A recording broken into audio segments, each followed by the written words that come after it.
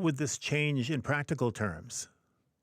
So we're looking at a very specific region, and this will maybe raise the eyebrows of some of your listeners because it includes the Lower Mainland. Yeah, I And see so that. the proposal is very specific to Region 2.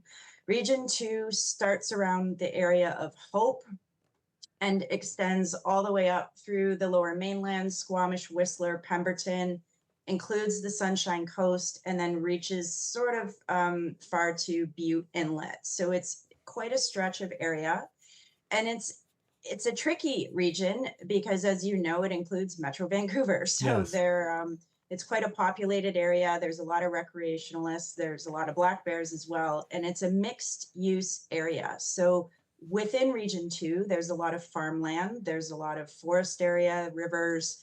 Um, so it makes it a little complicated. Well, I can imagine, and I'm trying to. I sort of, stumbled a little bit when I said fruit and vegetable producers have requested this extension. Tell me about the relationship between fruit and vegetable producers and black bears. Yes. So within Region 2, like I mentioned, there's a lot of farmland. Yeah. And so Fraser Valley comes to mind, Chilliwack.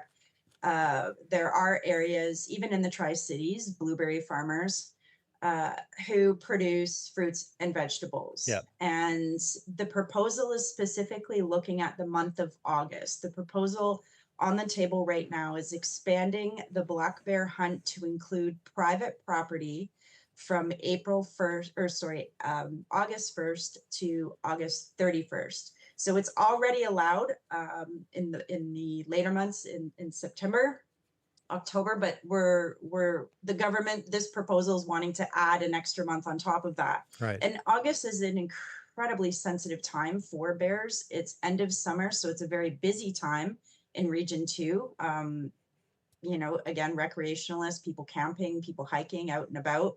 Bears are also starting to ramp up for winter Hmm. hyperphagia. They are trying to pack on as many calories. And farmers, there are encounters. There are certainly some valid concerns there. Bears like blueberries, they like apples, they like corn, and sometimes can cause some chaos for farmers. And certainly we're sympathetic to that. I think, however, the emphasis from the fur bearers would be on non-lethal strategies to manage those kinds of encounters. No, right. And what it also says is this opportunity could allow farmers and hunters to cooperate in addressing farm management issues and relieve pressure on the conservation officer service. So is that what is routinely happening if a farmer spots a bear on their property that's wreaking havoc? Did they call a conservation officer? Well, you raise a really good point. I actually talked to the BC Conservation Officer Service yesterday, and they are aware of this proposal and they didn't endorse it. And so I have a lot of questions as to why they were included as part of this proposal and who is purportedly alleging that it's going to relieve pressure on the Conservation Service. The rules under the BC Wildlife Act is that the the BC Conservation Officer Service is a policing agency. Hmm. So unless there's a clear offense, it's not the responsibility of the BC Conservation Officer Service to appease farmers.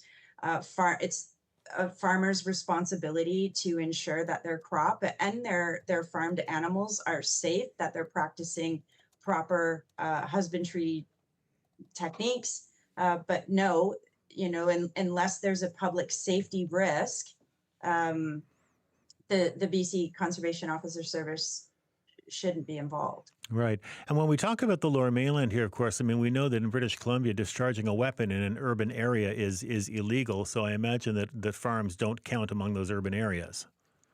That's right. So there's still some restrictions here, obviously, with firearms and the discharge of firearms, Yeah. and it's very localized depending on what community you live in. This proposal would be looking at areas that are outside of those existing regulations, and it would target specifically private property. That said, though, for communities, my mind goes to Whistler, it goes to Squamish, it goes to Hmm. Pemberton, where you've got these communities that invested so heavily in coexistence with wildlife. These are communities who have lived alongside wildlife for millennia, Hmm. and to simply allow the killing of black bears for accessing fruits and vegetables seems like a step back after all the work that's been done by several of again these communities to coexist. And we're really encouraging people to learn more about this proposal. The deadline for comments and public feedback is February 13th. And people can learn more and go to our website at thefurbearers.com. All right. Leslie, thank you for the time this morning. Appreciate it. Thank you, Stephen. And take care. That's Leslie Fox, Executive Director of the Fur Bearers, a wildlife protection nonprofit.